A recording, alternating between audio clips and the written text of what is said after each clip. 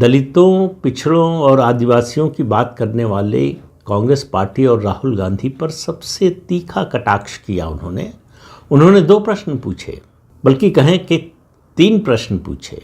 उन्होंने कहा कि आप लोग बताइए, पूरे सदन से पूछा कि क्या कोई ऐसा कालखंड हुआ है, कोई ऐसा समय हुआ है जब एक ही दलित परिवार के 3-3 लोग सांसद बने हों, एक पिछड़ा वर्ग के परिवार के 3-3 लोग सांसद बने हों, एक आदिवासी परिवार के 3-3 लोग एक ही साथ एक ही समय में सांसद बने हों।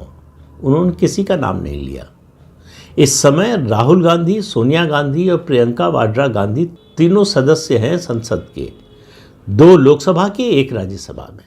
उनका कहने का मतलब था कि अगर आपको दलितों की, आदिवासियों की, पिछड़ों की इतनी चिंता है तो उनके परिवार से भी इस तरह का काम करते हैं, लेकिन सारा ध्यान अपने परिवार पर है।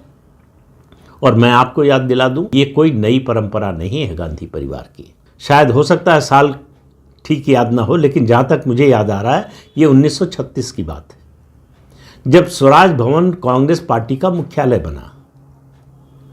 तो स्वराज भवन में जो पहली कांग्रेस वर्किंग कमेटी की बैठक हुई, उस वर्किंग कमेटी की बैठक में जो 4 सदस्य थे, उनके नाम सुनिए आप। मोतीलाल नेहरू, उनके पुत्र जवाहरलाल नेहरू, कमला नेहरू, और उसके अलावा मोतीलाल नेहरू के दामाद रजत पंडित, जो विजयलक्ष्मी पंडित के पति थे। एक ही परिवार के 4 सदस्य कांग्रेस वर्किंग कमेटी, जो हाईएस्ट डिसीजन मेकिंग कमेटी होती है, उसके सदस्य। और आज वर्तमान में आ जाइए, कांग्रेस वर्किंग कमेटी में सोनिया गांधी सदस्य हैं, राहुल गांधी सदस्य हैं और प्रियंका वाड्रा गांधी सदस्य हैं। तो क्या बदला है? इतने वर्षों में, इतने दशकों में गरीबों के बारे में क्या सोचा है, क्या किया है? और उन्होंने फिर राजीव गांधी का नाम लिए बिना याद दिलाया कि एक प्रधानमंत्री थे जिनके बारे में बड़ा मिस्टर क्लीन कहा जाता था। उन्होंने कहा था दिल्ली से 1 रुपया चलता है तो 15 पैसा पहुंचता है गांव तक। ये जो 85 पैसे थे, ये हाथ की सफाई में चला जाता था।